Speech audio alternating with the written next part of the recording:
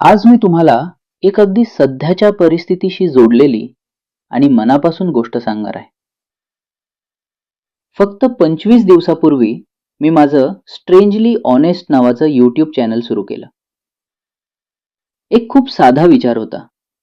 आपल्या आसपासच्या food places बद्दल अगदी प्रामाणिकपणे बोलायचं. ना काही मोठं प्लॅनिंग, ना काही स्क्रिप्ट. फक्त कॅमेरा घेतला आणि बाहेर पडायला सुरुवात केली. या 25 दिवसात मी खूप ठिकाणी गेलो. स्ट्रीट फूड विक्रेत्यांपासून ते छोट्या मोठ्या हॉटेल्सपर्यंत. कधी एखाद्या गाडीवर उभं राहून वडापाव खाल्ला, तर कधी छोट्या हॉटेलमध्ये बसून साधं जेवण केलं.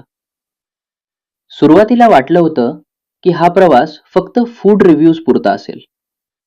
पण जसं वेळ गेला तसं मला जाणवायला लागलं की ही फक्त खाण्याची गोष्ट नाहीये, तर त्यामागे असलेल्या माणसांची गोष्ट आहे. सध्या सुरू असलेल्या परिस्थितीमुळे गॅस सिलेंडरची खूप कमतरता जाणवते आहे आणि त्याचा सर्वात मोठा परिणाम झाला आहे आपल्या छोट्या विक्रेत्यांवर. मी स्वतः पाहिलं आहे. कोणी किमती वाढवत होतं कारण दुसरा पर्याय नव्हता. कोणी आपला मेनू कमी करत होतं, तर काही जण दुकान बंद करण्याच्या उंबरठ्यावर होते.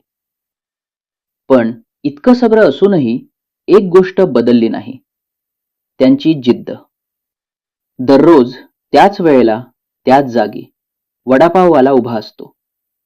चायनीज बनवणारा त्याच्या गाडीवर काम करत असतो आणि छोट्या हॉटेलचा मालक ग्राहकांची वाट पाहत असतो.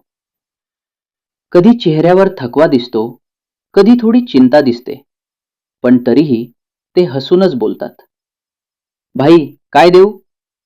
आज काय खाणार? आणि त्या एका स्माईलमध्ये खूप काही लपलेलं असतं. आपण कधी फक्त खायला जातो, पण त्यांच्यासाठी ते फक्त खाणं नसतं.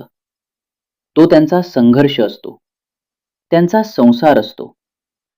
आणि एक गोष्ट खरी आहे, आपल्यापैकी खूप जण दररोजच्या जेवणासाठी याच लोकांवर अवलंबून असतात. ऑफिसमधून उशिरा येणारे स्टुडंट्स, एकटे राहणारे लोक, सगळ्यांसाठी हे फूड स्टॉल ओनर्स म्हणजे एक आधार असतो. आणि अशा वेळी ते स्वतःच्या अडचणी बाजूला ठेवून आपल्याला पोटभर जेवण मिळावं म्हणून प्रत्येक शक्य प्रयत्न करत असतात. खरं सांगायचं तर या 25 दिवसात मी फक्त फूड टेस्ट नाही केला. मी शिकलो जिद्द म्हणजे काय, मेहनत म्हणजे काय आणि हार न मानणं म्हणजे काय. हा प्रवास फक्त YouTube कंटेंट नाही राहिला, तो एक अनुभव बनला आहे, जो मला रोज काहीतरी नवीन शिकवतो. आणि कदाचित तुम्हालाही पुढच्या वेळी बाहेर काही खाताना थोडं वेगळं विचार करायला लावेल.